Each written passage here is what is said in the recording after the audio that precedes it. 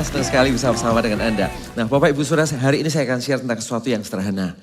Yang sehari-hari ada dalam hidup kita gitu ya. Yang pagi ini saya akan berbicara tentang bagaimana investasi kita untuk Tuhan. Investasi kita di hadapan Tuhan maksudnya. Dan nanti yang ibadah kedua, bagaimana cara pandang Tuhan untuk kita gitu ya. Dan Bapak Ibu Saudara, kalau Anda melihat kenapa sih kok Tuhan itu, kita kembali ke penciptaan. Ketika Tuhan ciptakan Adam, Tuhan memperlakukan Adam bukan seperti makhluk ciptaan yang lain. Tetapi Tuhan perlakukan Adam seperti sahabat buat dia. Tuhan bergaul dengan Adam di Taman Eden. Tuhan melakukan semua aktivitasnya, dia memilih untuk tidak sendirian. Tetapi dia memilih untuk melibatkan manusia. Dia memilih untuk melakukan itu bersama-sama dengan manusia. Waktu ada di Taman Eden pun Tuhan kasih Adam perintah. Adam beri nama seluruh binatang gitu ya. Singkat cerita setelah itu Adam mungkin jalan-jalan di Taman Eden itu. Dia ketemu dengan katakanlah seekor gajah gitu ya. Dia sebut namanya gajah gitu ya. Dan dari surga berkata, oke Adam, kalau kamu mau beri dia nama gajah, maka aku pun juga kasih nama dia gajah gitu ya. Sambil berjalan, terus berjalan, dia ketemu dengan mungkin kecoa yang lebih kecil gitu ya. Yang mungkin dibenci banyak orang gitu ya. Kemudian Adam kasih nama apa ya? Keluar nama kecoa gitu ya. Setelah diberi nama kecoa, setelah itu surga pun mengatakan, oke, kalau kamu kasih nama dia kecoa, aku pun kasih nama dia kecoa gitu ya. Singkat cerita, semua nama-nama di seluruh Taman Eden diberi nama oleh Adam. Dan Tuhan memberikan otoritas kepada Adam untuk memberi nama-nama. Tuhan tidak bawa dari surga satu buku besar yang tebalnya luar biasa. Ada gambar-gambarnya. Kemudian diserahkan ke Adam untuk Adam melihat satu-satu dan menghafalkan buku itu setiap hari. Tidak Bapak Ibu Saudara. Tetapi Tuhan memberi Adam otoritas untuk mengelola Eden. Tuhan memberi Adam otoritas untuk melakukan sesuatu untuk Eden. Tuhan memberi otoritas untuk berkembang biak dan melakukan segala sesuatunya untuk Eden. Artinya hari itu dia adalah Allah yang ingin bergaul dengan kita. Dia Allah yang mendesain manusia agar manusia itu bergaul dengan dia. Jadi kerinduan hati Tuhan ketika Tuhan ciptakan manusia satu ini Bapak Ibu Saudara. Dia bisa melakukan semuanya. Tapi dia memilih untuk tetap melahirkan manusia, menciptakan manusia, yaitu dengan satu tujuan. Supaya dia menjadi pribadi yang bisa bergaul dengan manusia. Bahkan ketika Adam jatuh pun, ya Adam jatuh dia menskenariokan sebuah skenario yang baru untuk manusia itu dipulihkan. Lewat Yesus Kristus yang naik ke atas kayu salib, dia skenariokan semuanya dilakukan dengan tujuan. Supaya hubungan baiknya dengan manusia itu bisa kembali. Dan dimulai sesuatu yang baru kembali di dalam dia. Sampai suatu ketika kalau di dalam perjanjian lama Anda akan menemukan di dalam Keluaran 32 ayat 27. Berkatalah ia kepada mereka, beginilah firman Tuhan Allah Israel. Baiklah kamu masing-masing mengikatkan pedangnya pada pinggangnya. Dan berjalanlah kian kemari melalui perkemahan itu. Dan dari pintu gerbang ke pintu gerbang. Dan biarlah masing-masing membunuh saudaranya dan temannya dan tetangganya. Bapak Ibu Saudara, ini adalah peristiwa di mana anak lembu emas yang dibuat oleh orang Israel saat Musa itu ada di Gunung Sinai. Dia mendapatkan 2 loh batu. Singkat cerita waktu Musa turun, ternyata dia melihat bangsa Israel justru menyembah berhala. Melakukan sesuatu yang gak benar. Hari itu Musa marah, Tuhan marah. Dan singkat cerita Tuhan menghukum mereka dan 3.000 orang tewas hari itu. Ya, lewat Lewi yang jalan di satu suku ke suku yang lain, dari satu rumah ke rumah yang lain. Akhirnya 3.000 orang tewas hari itu. Dan ketika seseorang berbuat salah, dia berjumpa dengan kekudusan. Kekudusan melanda orang itu, yang hadir adalah kematian. Sampai satu ketika Tuhan menebus, kasih karunia-Nya turun. Roh Kudus turun bagi orang percaya. Sehingga suatu ketika di tengah-tengah Pentakosta Roh Kudus turun. Orang-orang berbahasa lidah. Orang-orang mulai mengalami Tuhan hari itu. Dan Alkitab berkata Petrus berdiri, dia berkhotbah, dia bersaksi. Dan ternyata hari itu 3.000 orang menerima Tuhan dan hidup mereka diselamatkan. Bisakah Anda melihat? Di hari-hari sebelumnya seseorang ketemu Tuhan, gak mungkin dia berjumpa dengan Tuhan. Kenapa? Karena dia adalah Allah yang kudus. Ketemu Tuhan tanpa kekudusan itu artinya kematian. Ketemu Tuhan tanpa kekudusan artinya adalah penghakiman. Ketemu Tuhan tanpa kekudusan artinya dia nggak akan pernah duduk semeja dengan dia. Tapi sampai satu waktu di perjanjian baru Tuhan turunkan Yesus naik ke atas kayu salib. Tiba-tiba semuanya diubah Tuhan menjadi sebuah kesempatan. Tiba-tiba hari itu ketemu Tuhan ya tanpa kekudusan ternyata ditawari untuk kenal Tuhan. Ditawari untuk menjadi seseorang yang bergaul dengan dia. Hidupnya dipulihkan, bukan dihakimi. Tapi justru dia ketemu dengan Tuhan dan ketemu dengan pemulihan. Hari itu Petrus memberitakan Tuhan. Kekudusan Tuhan itu turun. Hidup orang-orang diubah. Yang datang justru bukan kematian. Yang datang justru born again. Lahir baru, kehidupan baru. Kehidupan yang diubahkan. Kehidupan yang hidupnya mengenal Tuhan. Dan itulah hati Tuhan untuk kita Bapak Ibu Saudara. Setiap kita akan menyerahkan hidup dan masa lalu kita bersama dengan Tuhan lewat sebuah respon yang namanya respon pertobatan. Tetapi setelah itu manusia menjaga dan menjalani sebuah respon pertobatannya itu. Apakah di situ langsung semuanya tiba-tiba tidak punya keinginan untuk sesuatu yang buruk? Ternyata tidak, bukan. Setelah itu kita masih ketemu keinginan untuk sesuatu yang salah. Hati kita masih bisa salah. Hati kita masih bisa kecewa. Hati kita kadang-kadang masih bisa punya rasa marah. Hati kita bisa kadang-kadang masih punya keinginan-keinginan sesuatu yang tidak benar di hadapan Tuhan. Karena itu Tuhan turunkan Roh Kudus. Dia berikan Roh Kudus. Dia berikan satu pribadi ini supaya kita bergaul dengan Roh Kudus.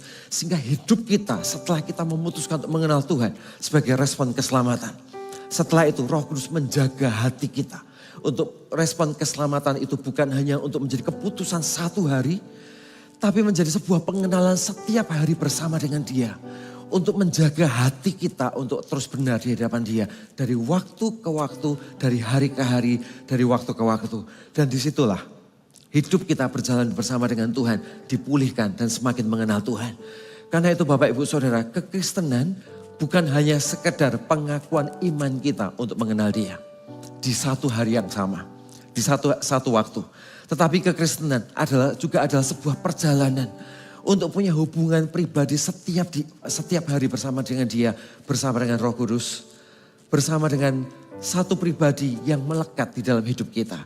Nah hari ini Bapak Ibu Saudara, saya ingin mengajak Bapak Ibu Saudara, yuk sama-sama Roh Kudus, pribadi ini bukan pribadi yang jauh dari kita.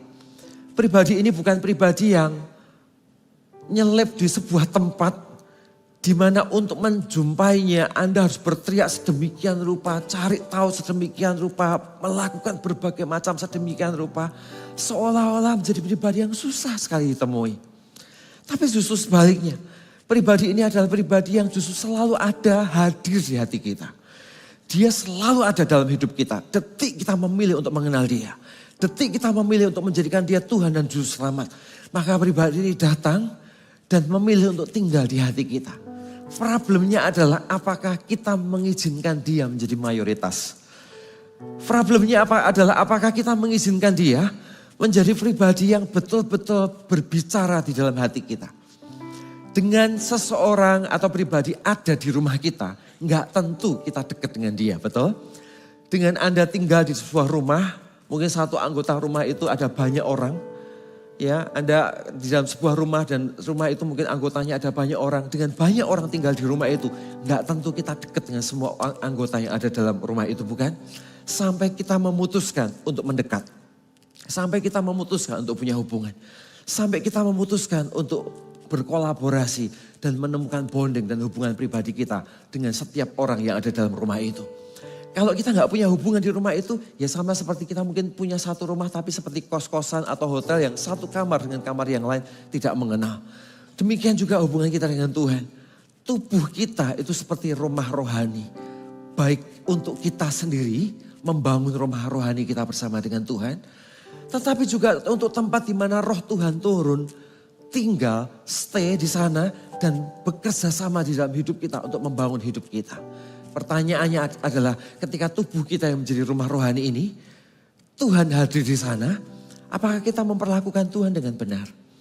Apakah kita memperlakukan Tuhan sebagai tempat di mana legalistik sebagai pengakuan iman kita sebagai respon pertobatan dan hari itu saja kita melakukannya? Atau kita melakukannya Karena kita tahu bahwa akibat pengakuan iman kita memilih untuk punya hubungan dengan dia every day. Kita memilih untuk punya hubungan dengan dia setiap hari. Menyadari kehadirannya di dalam hati kita. Ini adalah dua hal yang berbeda. Mengaku Yesus Kristus adalah Tuhan sebagai respon pertobatan itu satu hal. Tapi menjaga respon pertobatan kita dengan punya hubungan pribadi dengan Tuhan. Itu hal yang lain. Di mana Tuhan juga memanggil kita untuk ada di sana. Bergaul dengan dia setiap hari. Yang satu berbicara tentang sebuah keputusan kita. Conviction kita. Sebuah pengakuan iman kita untuk datang di dalam hadiratnya. Yang satu berbicara tentang bagaimana kita memelihara pengakuan kita. Bagaimana kita memelihara conviction kita. Bukan hanya menjadi sebuah conviction satu hari. Tetapi menjadi perjalanan seumur hidup kita seperti nafas. Yang kita selalu menghirupnya setiap hari bersama dengan dia. Dan itulah hubungan kita dengan Tuhan. Itulah hubungan kita dengan Roh Kudus. Itulah hubungan kita di dalam perjalanan hidup kita. Untuk mengenal dia jauh lebih dalam. Setiap hari bersama dengan dia. Nah Bapak Ibu Saudara, hari ini saya ingin mengajak Bapak Ibu Saudara. Untuk sama-sama, yuk sama-sama kita memiliki hubungan yang benar dengan dia. Seseorang yang punya hubungan yang benar dengan dia, maka Tuhan akan punya ruangan, Tuhan akan punya tempat untuk memakai orang itu ke tempat yang dia inginkan. Titiknya selalu dimulai dari titik itu. Lepas dari itu, janji Tuhan begitu luar biasa, ekspektasi surga sebesar apapun dalam hidup kita, tetap gak akan terjadi apa-apa dalam hidup kita. Selama kita gak punya hubungan pribadi dengan dia. Selama kita gak ngerti hatinya. Selama kita gak belajar tentang sebenarnya apa sih yang Tuhan ingin. Kenapa kok dia ingin kita bergaul dengan dia. Karena itu penting. Yuk sama-sama kita menjadi orang-orang yang punya hasrat untuk bergaul dengan dia. Karena itu ya hal pertama yang saya ingin sharekan kepada Anda. Sederhana Bapak Ibu Saudara. Bangunlah sebuah hasrat di hati kita. Untuk menjadi orang-orang yang bergaul di dalam hadiratnya.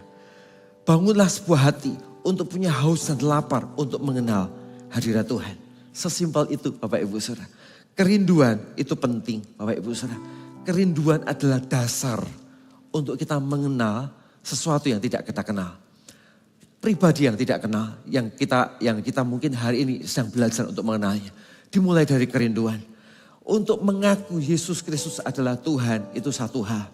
Tetapi untuk mengenal dia dari satu hari ke hari yang lain, kita butuh kerinduan. Kita butuh kehausan Bapak Ibu Saudara. Yesaya 44 ayat 3 dikatakan, sebab aku mencurahkan air ke atas tanah yang haus dan hujan lebat ke atas tempat yang kering. Aku akan mencurahkan rohku ke atas keturunanmu dan berkatku ke atas anak cucumu. Lihat apa yang Tuhan kerjakan. Yang Tuhan kerjakan itu adalah dia mencurahkan air ke atas tanah yang kering. Dan hujan lebat ke tempat yang kering. Aku akan mencurahkan rohku kata Alkitab. Ke atas keturunanmu dan berkatku ke atas anak cucumu. Jadi keinginan Tuhan itu apa? Keinginan Tuhan dia sudah punya semuanya. Dia sudah sediakan semuanya. Dia berikan roh untuk mengenal Tuhan semua yang kita butuhkan. Jadi surga tidak punya simpanan peralatan yang dia tahan. Untuk membuat umatnya itu kenal Tuhan. Surga tidak menahan-nahan apa yang umatnya perlu tahu tentang Tuhan. Surga tidak menahan-nahan apa yang umatnya ingin tahu tentang dia. Surga tidak menahan-nahan berkatnya. Surga tidak menahan-nahan pribadinya untuk dikenal bagi umat manusia. Kenapa? Karena hatinya sejak awal satu. Yaitu hatinya adalah hati yang ingin dikenal. Hatinya adalah hati yang ingin punya pergaulan dengan manusia. Hatinya adalah hati yang ingin melampiaskan kasihnya agar manusia itu mengalami dan merasakan kasih Tuhan. Pribadi demi pribadi dalam kehidupan seseorang.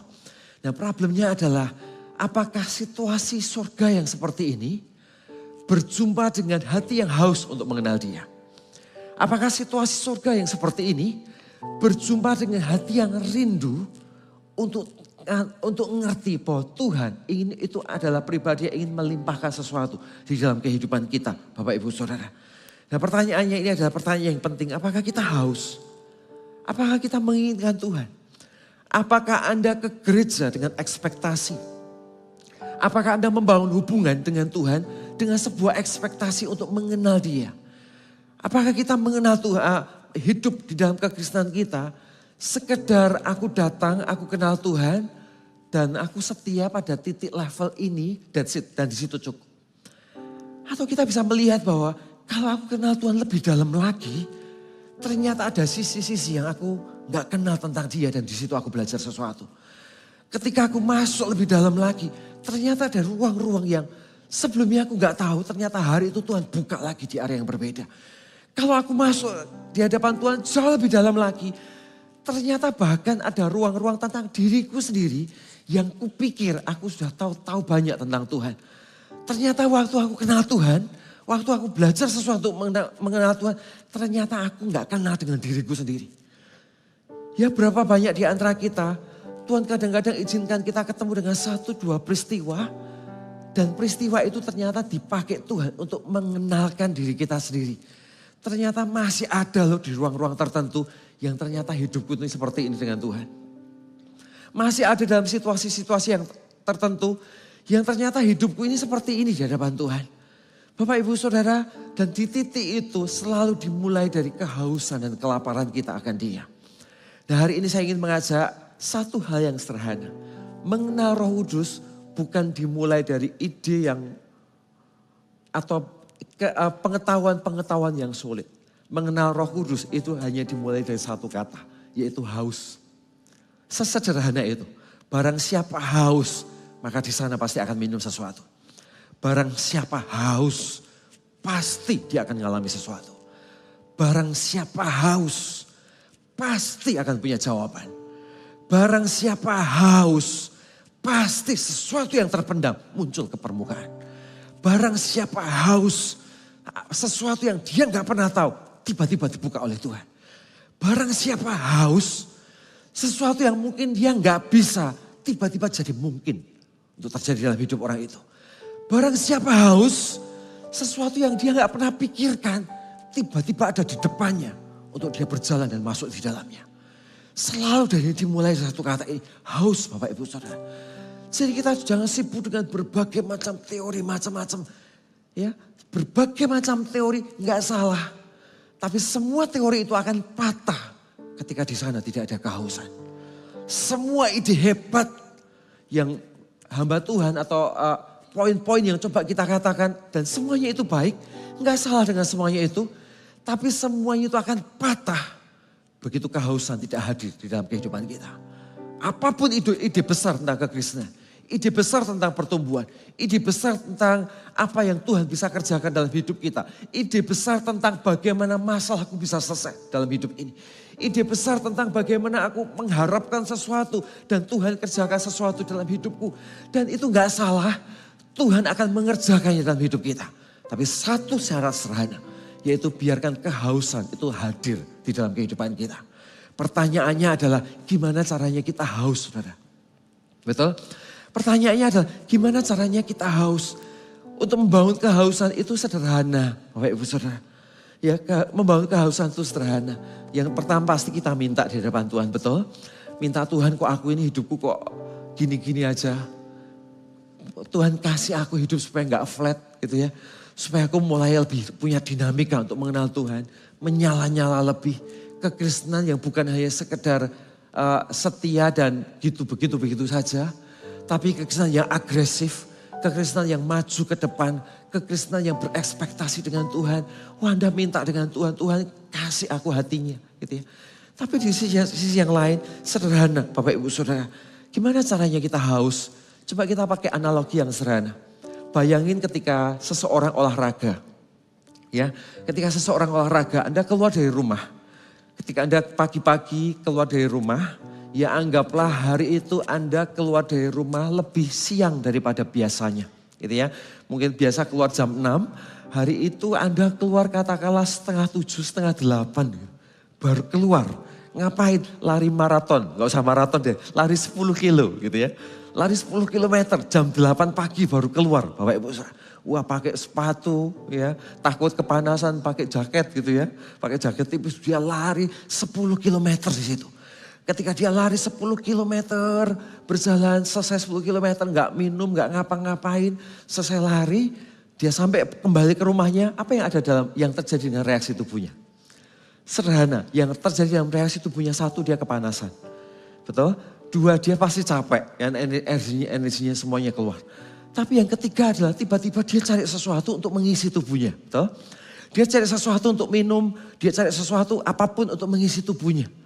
Ya, dia isi sesuatu supaya dia menghilangkan haus atau dahaga yang dia rasakan hari itu karena kepanasan, karena keringat yang keluar, karena kelelahan, dia tubuhnya butuh cairan, dia cari sesuatu untuk mengisinya. Nah, Bapak Ibu Saudara, waktu dia cari sesuatu untuk mengisinya, apa yang terjadi? Yang terjadi sederhana. Waktu kita mengisi dengan air yang salah, waktu kita mengisi dengan air yang palsu, maka hari itu Anda minum, dan untuk sesaat dahaga kita mungkin hilang. Tapi jangan-jangan setelah itu justru Anda semakin dahaga. Anda semakin gak punya solusi atas sesuatu yang Anda minum hari itu. Kenapa? Karena dia mengisi kehausannya dengan air yang palsu. Dia mengisi kehausannya dengan air yang palsu. Dia mengisi kehausannya bukan dengan air yang benar. Yang membuat cairan tubuhnya itu semakin kuat. Yang membuat cairan tubuhnya membuat dia akan kembali staminanya menjadi lebih baik.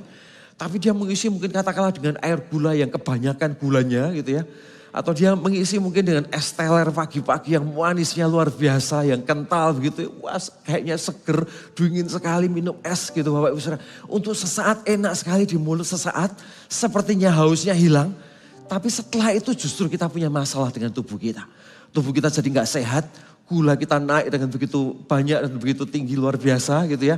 Kita bukan dahaganya yang hilang gitu ya, tapi justru kita ngalami banyak hal yang kita kekurangan cairan untuk banyak hal. Kenapa? Karena kita mengisi dengan cairan yang palsu. Sama juga dengan hidup kita dengan Tuhan. Kehausan itu sederhana. Satu, kita minta dengan Tuhan. Yang kedua, kita harus mengisinya dengan air yang benar. Ya, hidup kita, roh Allah itu seperti rumah rohani. Dia butuh makan makanan rohani. Kalau kita mengisi dengan air yang salah, mungkin untuk sesaat kita bersemangat. Untuk sesaat kita euforia. Untuk sesaat everything kelihatannya baik-baik saja. Tetapi sesuatu yang palsu yang Anda isikan di dalam hati kita. Maka semuanya itu akan kembali dan ternyata kita mendapati kekristenan kita bukan kekristenan yang sehat. Tubuh kita bukan, roh kita tidak mengalami kekristenan yang sehat. Karena itu isi dengan air yang benar. Apa itu air yang salah dan air yang benar? Air yang salah berbicara tentang segala sesuatu. Segala sesuatu yang Anda putuskan, yang kau pikir itu bisa mengisi dahaga rohani Anda. Segala sesuatu.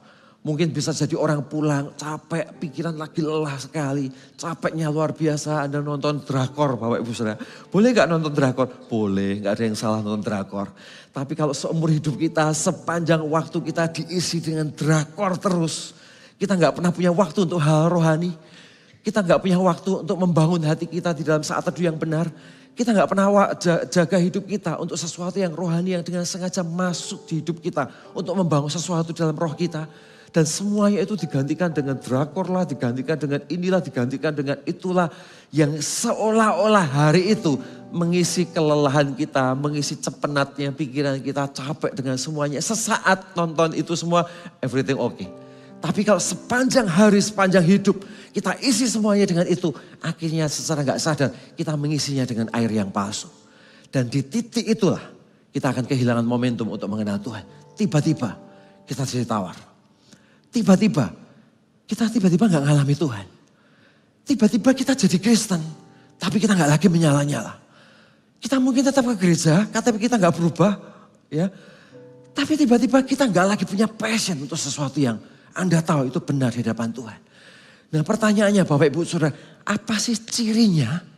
Cirinya bahwa saya ini sedang mengalami dehidrasi yang diberi minuman yang salah. Punya minuman yang salah. Kehausan saya ini tidak diisi dengan air yang benar. Sehingga hari ini saya menjadi tawar dengan Tuhan. Mungkin kita gak merasa diri kita tawar. Aktivitas sehari-hari kita tetap biasa Bapak Ibu Saudara. Anda tetap punya pelayanan seperti biasa. Anda tetap ke gereja seperti biasa. Anda tetap bersama-sama dengan keluargamu seperti biasa. Tapi apa yang menjadi tanda secara hidup kita pribadi bahwa sesuatu yang kelihatan biasa semuanya ini, tapi sebetulnya ada sesuatu yang geser derajatnya ke arah yang salah. Dan Alkitab itu ngajarin kita, Bapak Ibu Saudara. Alkitab ngajari kita beberapa hal di kitab Efesus. Salah satunya adalah tiba-tiba hati kita ini punya keinginan untuk belajar. Keinginan untuk belajarnya itu ada, tapi hatinya susah sekali diajar. Jadi manusia punya keinginan untuk belajar, apakah semuanya ada? Ada, Bapak Ibu. Kenapa? Karena Tuhan itu selalu ciptakan kita untuk bergantung pada sesuatu. Orang yang gak kenal Tuhan pun, dia akan coba bergantung sesuatu. Ya, orang yang gak kenal Tuhan pun kalau Anda tanya, agamamu apa? Oh, saya ateis, saya gak mau kenal Tuhan siapapun. Ya minimal dia akan menyembah dirinya sendiri. Dia akan bergantung pada dirinya sendiri. Kenapa? Karena manusia didesain untuk bergantung kepada sesuatu. Diciptakan Tuhan dengan sebuah naluri untuk dia bergantung pada sesuatu yang lebih besar. Itu ciptaan kodrat yang Tuhan ciptakan, yang berikan kepada manusia. Jadi hati untuk ingin belajar, hati untuk ingin tahu, sesungguhnya akan selalu ada di hati manusia. Selalu ada. Orang mau berkata, oh aku ini orangnya pasif, aku ini orangnya begini, begitu. Mau sepasif-pasif apapun, tetap di hati nurani yang paling dalam, dia punya rasa ingin tahu.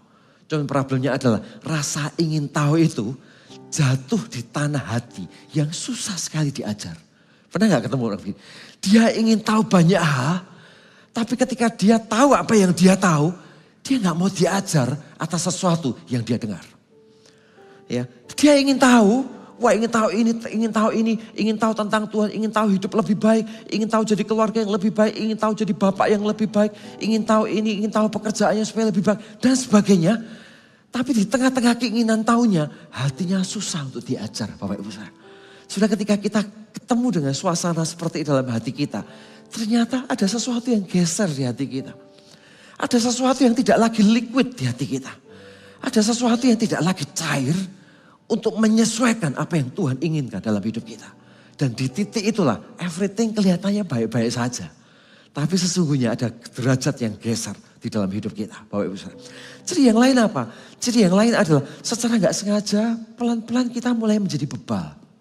Alkitab berkata mereka punya telinga namun gak bisa dengar. Mereka punya mata tapi gak bisa lihat. Ya, jadi punya telinga gak? Punya. Dengar sesuatu enggak? Dengar. Diajar sesuatu enggak? Diajar sesuatu. Tapi seperti enggak bisa dengar sesuatu. Ya, ingin belajar, ingin. Tapi apa yang dia dengar enggak landing menjadi sebuah pelajaran hidup yang betul-betul mengubah hatinya. Kenapa? Ya karena ada ruang-ruang yang tawar di sana. Ada kehausan yang tidak dibangun di sana. Ada ruang-ruang yang tidak disengaja diisi dengan air yang benar untuk seseorang mengalami Tuhan dengan kapasitas yang lebih baik.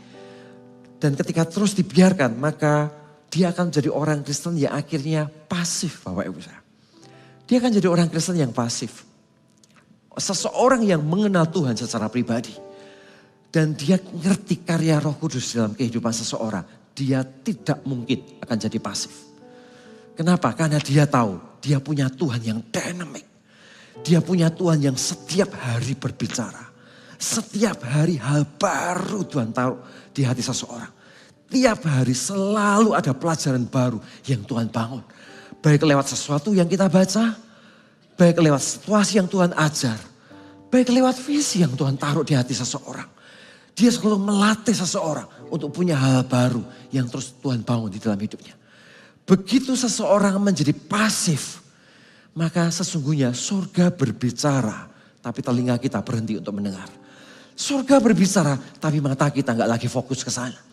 Surga berbicara, kita punya keinginan untuk ingin tahu mungkin, tetapi sesuatu untuk menerima supaya pelajaran itu mengubah hidup kita, tiba-tiba tidak lagi liquid di hati kita. Tiba-tiba semuanya sudah bergeser derajatnya, walaupun semuanya kelihatan baik-baik saja, Bapak Ibu Saudara.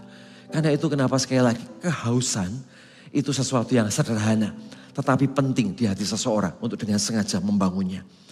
Yang berikutnya adalah dia melihat segala sesuatu dari sudut pandang saya. Tiba-tiba orang ini berubah sudut pandangnya. Tiba-tiba dia melihat segala sesuatu dari sudut pandang saya. Dia nggak lagi melihat dari sudut pandang Tuhan. Dia nggak lagi melihat dari sudut pandang apa yang kalau jadi Tuhan kira-kira apa respon Tuhan untuk situasi ini. Dia nggak lagi melihat dari sudut pandang pasangannya. Dia nggak lagi melihat dari sudut pandang anggota keluarganya yang lain. Dia nggak lagi melihat dari sudut pandang, dari sisi-sisi yang lain yang dia perlu lihat dengan seimbang di dalam hidupnya. Segala sesuatu dia lihat dari sudut pandang saya. Pokoknya apa yang saya dapat dari situasi ini. Apa yang saya kerjakan dari situasi ini, apakah ujungnya untuk saya. Mengenai orang lain dirugikan atau tidak, dampaknya untuk orang lain ini keputusanku ini benar atau tidak, kagak peduli. Yang penting sayanya dapat apa. Yang penting sayanya cuan berapa. Yang penting sayanya ngalami keuntungan seperti apa. Mengenai orang lain bentuknya bagaimana, gak peduli. Kenapa? Karena semua sudut pandangnya tiba-tiba berubah tentang saya. Hatinya jadi egois begitu luar biasa, Bapak Ibu Saudara. Dia gak lagi melihat bagaimana apa yang menjadi hati Tuhan. Apa yang Tuhan taruh di hatinya. Untuk seharusnya hati itu juga menjadi hati Tuhan itu juga ada di dalam hatinya. Menjadi keinginan-keinginan Tuhan. Dia gak lagi melihat bahwa hidupnya bisa jauh lebih meaningful. Ketika dia menambahkan nilai di hidup orang lain. Dia gak lagi bermimpi untuk dipakai Tuhan besar untuk kepentingan orang lain. Tiba-tiba dia berpikir, apa-apaan sih gitu-gituan. Gak usah lah. Pokoknya datang aja ke gereja, duduk, dengar firman Tuhan. Dan minta berkat Tuhan, selesai sudah. Berhenti sampai di situ. Ya, akhirnya hatinya berhenti di sana, Bapak Ibu. Dan ini adalah ciri-ciri seseorang itu sedang mengalami kepasifan rohani. Ciri-ciri bahwa dia sedang kehausannya akan Tuhan itu sedang berhenti pada satu titik tertentu. Mungkin dulu dia adalah orang yang menyala-nyala. Tapi tiba-tiba Anda lihat segala sesuatu dari sudut pandang dirimu. Anda lihat segala sesuatu dari sudut pandang asumsi yang negatif terus saja. Anda lihat sesuatu, diajarin banyak hal sesuatu. Anda berkata, wah hebat ini orang. Jamik memang, khotbahnya luar biasa. Tapi ya udah, sampai di situ aja. Gak betul-betul mengubah sesuatu dalam hidup kita. Ada sesuatu yang salah di hati kita di situ. Nah Bapak Ibu Saudara, kalau kita kejebak dalam ruangan ini, ya sama-sama kita geser kembali derajatnya ke ruangan yang benar. Allah kita itu hidup. Dia datang bukan hanya sekedar untuk membuat Anda tahu bahwa dia adalah Tuhan, bukan. Ya, bukan hanya sekedar untuk tahu itu. Kalau sekedar untuk tahu itu, Anda tidak butuh ke gereja, Bapak Ibu Saudara. Ya, dan Tuhan juga tidak butuh pengakuan. Tanpa Anda mengakui bahwa dia Allah, dia tetap Tuhan. Ya, dengan Anda mengakui dia Allah, apakah dia makin besar? Kagak, tetap sama. Ya, tetap ya besarnya tetap besar dengan seperti yang seharusnya, gitu ya. Tapi kalau kita mengakui bahwa dia Tuhan. Kalau kita membangun kehausan bahwa kita mau mengenal Tuhan. Tujuannya bukan Tuhan kita gila dihausi gitu ya. Tuhan kita gila dikenal. Tuhan kita gila diakui. Bukan. Justru Tuhan punya kesempatan untuk meletakkan sesuatu di hidup kita. Tuhan jadi punya kesempatan untuk meletakkan berkat-Nya. Tuhan jadi punya kesempatan untuk membuat hidupmu jadi lebih baik. Tuhan jadi punya kesempatan untuk membuat hidup kita lebih menang dari keadaan kita. Tuhan justru punya kesempatan untuk memberkati hidup kita. Jadi tujuan Allah dia bukan Allah yang butuh pengakuan. Tapi justru karena dia ingin memberkati hidup kita. Dan sarana berkat Tuhan itu turun adalah ketika seseorang haus untuk mengenal dia. Maka di titik itulah Tuhan punya ruangan untuk menata dan mengerjakan banyak hal dalam hidup kita. Begitu kita pasif, maka yang terjadi adalah egois. Begitu kita gak belajar untuk haus akan dia, makin terjadi keegoisan itu muncul. Segala sesuatu dipandang dari sudut pandang saya. Dan di titik inilah tiba-tiba kita berhenti untuk mengenal, berhenti untuk belajar, berhenti untuk diajar dalam hidup kita. Yang berikutnya lagi apa Bapak Ibu Saudara?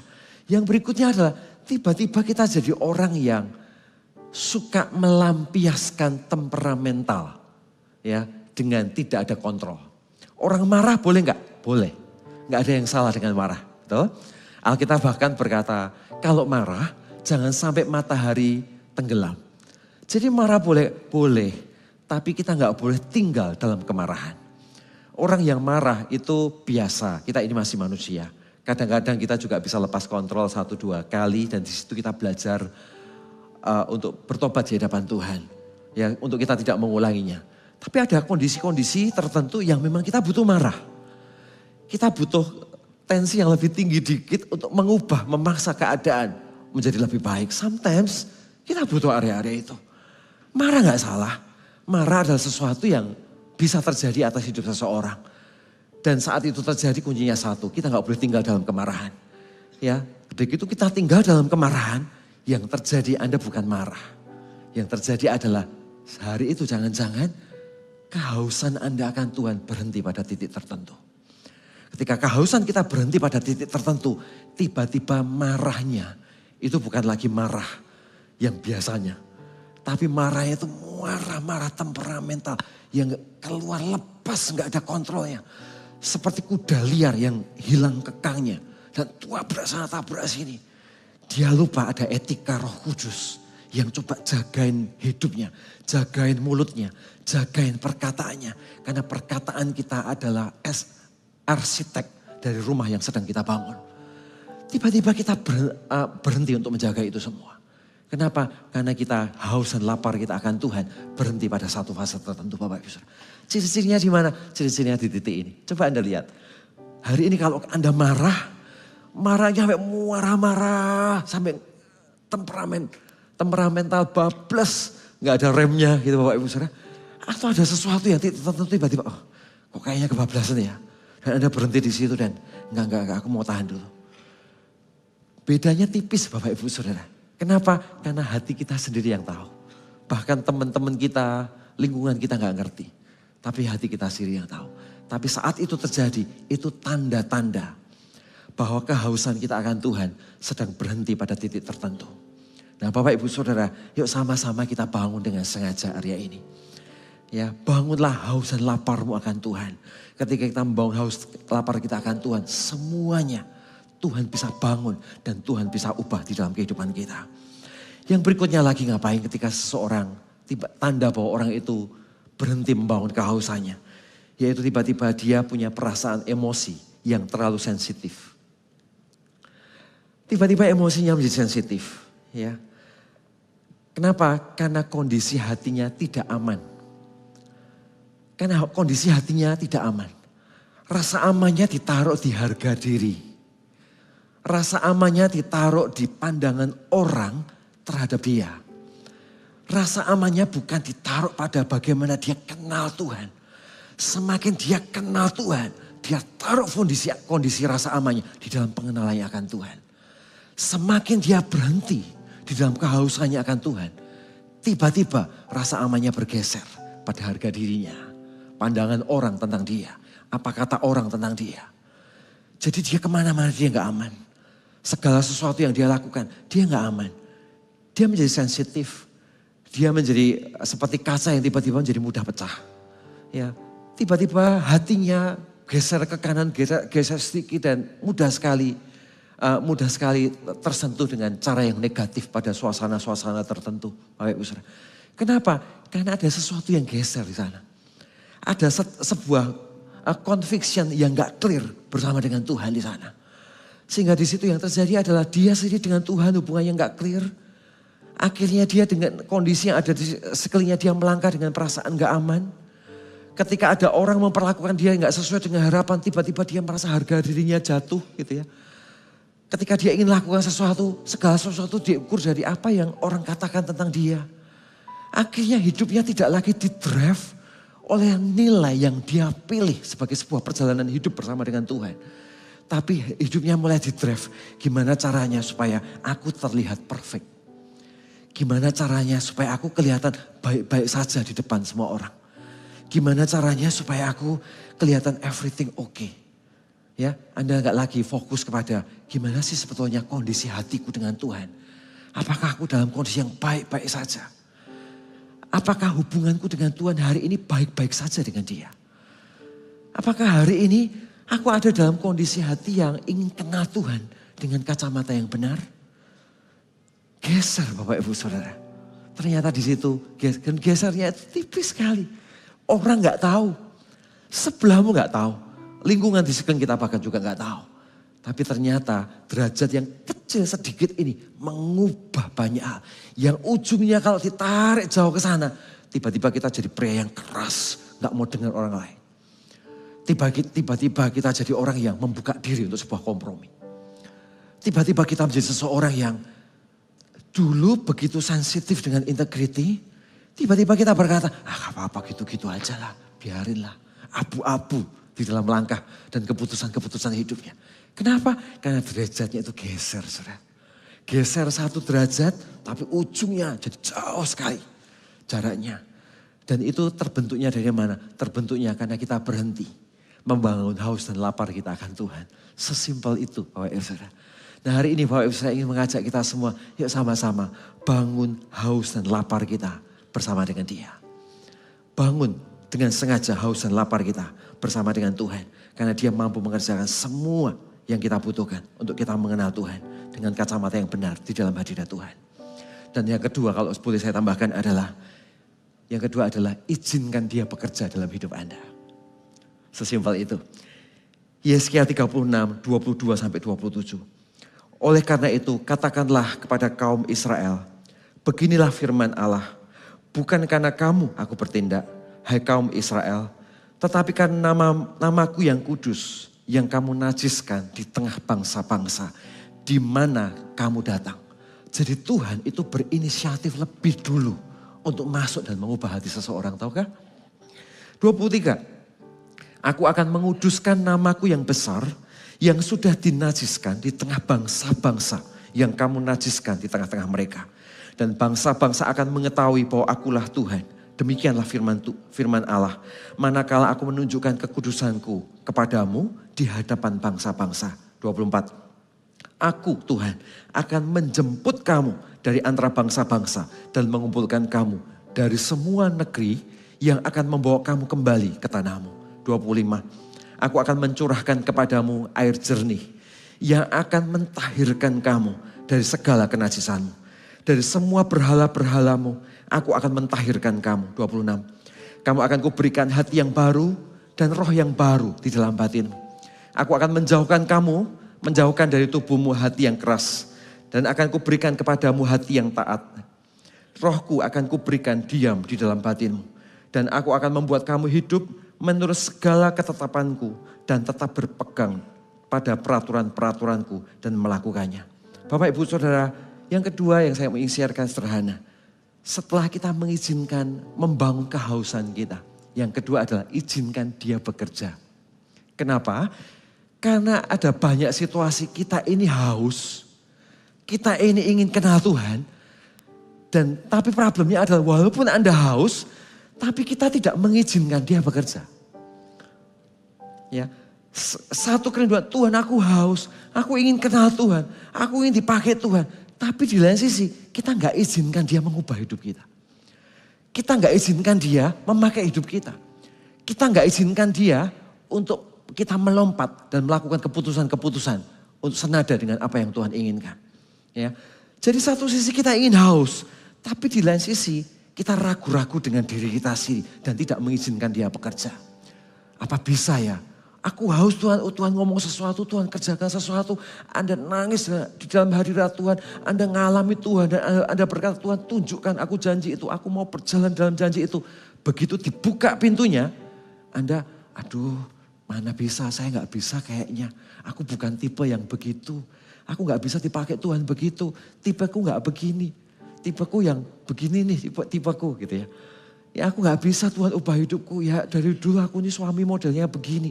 Aku gak mungkin berubah jadi suami yang modelnya begini untuk istriku. Kenapa? Karena sudah ada bottleneck di dalam pikiran kita.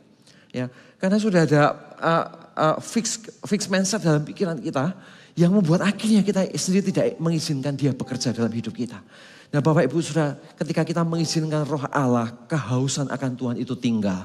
Maka di waktu yang sama kita harus mengizinkan Dia bekerja di dalam kehidupan kita. Dia mengizinkan Dia mengerjakan sesuatu dalam hidup kita.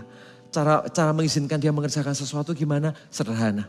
Jangan lihat Tuhan sebagai kuasa. Jangan lihat Roh Kudus sebagai kuasa. Tapi lihat Dia sebagai pribadi. Kalau kita melihat Tuhan sebagai kuasa, maka di kacamata kita mengenal Tuhan. Tuhan, aku ingin kenal Tuhan. Aku haus, aku ingin kenal pribadimu. Tapi di waktu yang sama Anda berkata, Tuhan, kau akan lakukan ini untuk saya. Kau akan lakukan ini untuk pekerjaanku.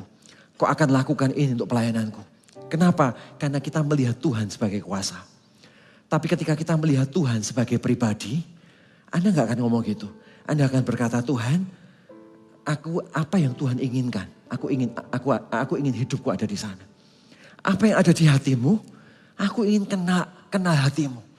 Dan izinkan aku berjuang pergi ke tempat di mana hatimu itu ada. Kita mulai menghargai perasaan Tuhan. Kita mulai menghargai apa yang membuat Tuhan bersuka cita dan disenangkan. Dan kita juga ngerti apa yang membuat Tuhan tidak disenangkan atau berduka cita karena situasi yang kita pilih. Sehingga di titik ini kita bukan hanya melihat Tuhan sebagai semata-mata sebagai kuasa. Tapi melihat Tuhan sebagai pribadi. Orang yang melihat Tuhan sebagai kuasa, dia hanya memperlakukan Tuhan sebagai alatnya untuk mencapai sesuatu. Dia memperlakukan Tuhan sebagai alat untuk kepentingan yang dia inginkan. Atas nama rohani bahkan. Tuhan urapi pelayananku. Kan begitu kan? Apakah salah? Gak salah. Saya pun juga berdoa. Tuhan urapi pelayananku. Ada waktu-waktu tertentu kita minta Tuhan urapi pelayanan kita. Tapi jauh lebih dalam daripada itu. Bukan tentang Tuhan mengurapi pelayanan kita. Bahkan bukan tentang Tuhan mengerjakan sesuatu dalam bisnis kita. Bukan Tuhan mengerjakan sesuatu dalam apa yang kita ekspektasikan. Tetapi tentang dia itu pribadi. Kalau dia pribadi, kita berkata kepada Tuhan, Tuhan, Engkau bukan sekedar alat untuk mencapai sesuatu. Tapi Engkau adalah pribadi. Dan izinkan aku kenal pribadimu, supaya aku kenal hatimu. Begitu kita memilih untuk mengenal pribadinya. Di dalam pribadinya itu ada kuasa untuk mengubah hidup kita.